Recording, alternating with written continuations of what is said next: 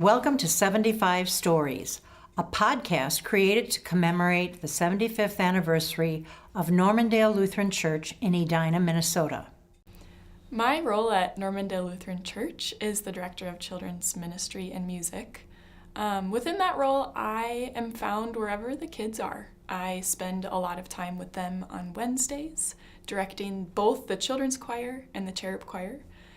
My musical experiences at Normandale and at St. Olaf College influenced me deeply in getting prepared to direct the children's choirs.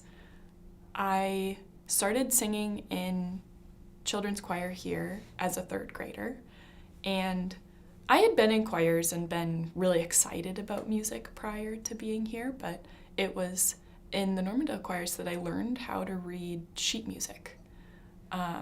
And I mean, that's the basis for being set up well to be a musical performer and director. So that was really formative for me. And then I gained a really incredible mentor in David Clark. He continued to be a part of my St. Olaf College education when he invited me to come and be a choral scholar here.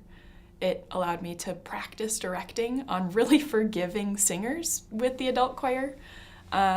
And I got to learn how to do part singing with him in youth choir, and he wrote my recommendation to go into the music program at St. Olaf College. And then at St. Olaf, I went in knowing that I wanted to be a music educator. Being at St. Olaf and being surrounded by people who love music so deeply was very transformative in my experience of learning how to teach the love of music.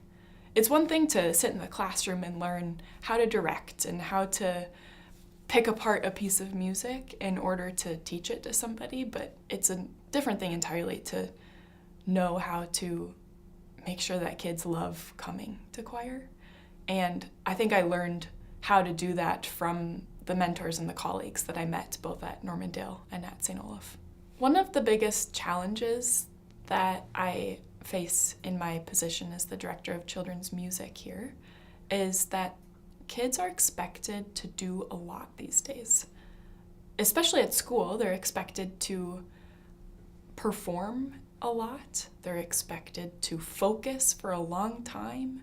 They're expected to listen always. And that's not new. That's been school for a long time. But the challenge for me is that they've been at school all day, and then it's Wednesday night, and they come to choir, and I expect the same thing. I expect them to sit, I expect them to listen, I expect them to focus, I expect them to sing, and singing is really vulnerable. It's not something that you typically get up and do in front of people all day. So I'm asking them to be vulnerable after they're already tired of focusing, and that's a challenge. I think I'm working hard to address that by teaching them how to play while we're singing, tricking them almost through singing fun songs and doing fun rhythms during our warm-up that then I say, hey, that was your song. We actually did it. That's it. Now can we go and sing that downstairs? And can you do this as if you're performing for the king? Like just trying to come up with ways for them to pretend and play with me so that their focus isn't just about in a classroom. I'm trying to make it more like break the box of it not just being a classroom and make it fun. I address a lot of the challenges of bringing children's focus back to creating music by making sure that the material that I'm showing them is interesting enough that it deserves their focus. Making sure that we're enjoying what we're doing together rather than it feeling like a chore, and that they're not signed up for choir just to be here, but that they actually want to come back. And a lot of this is spending a lot of time with the music and making sure that I know it well enough that I can make games with it and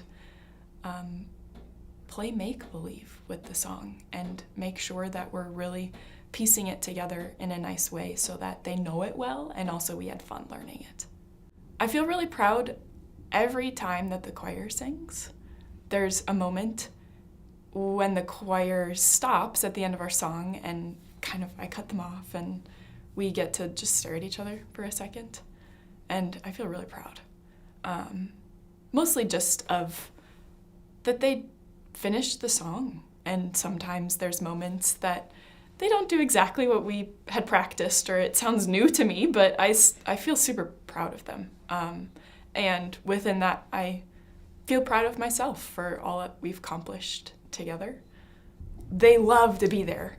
The best one is there is a student in cherub choir, and we were rehearsing our song, This Little Light of Mine, and they always sing the call to worship, and so we were talking about how we're starting the worship service with This Little Light of Mine. And right after they sing, there was a baptism coming up that Sunday. And one cherub choir member it was their cousin that was getting baptized. And in the middle of the song, he raised his hand and said, "Hey, guess what? My cousin gets baptized right after this." And all the kids were like, "Wow, that's so cool." And then one kid goes, "Hey, does that mean you get to wear your cherub choir robe to your cousin's baptism?" And the kid goes, "Yeah, I do. I get to wear my robe to my cousin's baptism." And they just thought that this kid was the coolest ever. And in that moment, I just felt really proud that they were proud to be in cherub choir, and proud of the community that we're making, and proud of the music that they're performing. And I think that's the best example of me just full circle feeling super proud.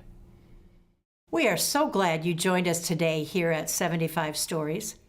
If you'd like to share your own story, please contact Christy Shepard at kshepard@normluth.org.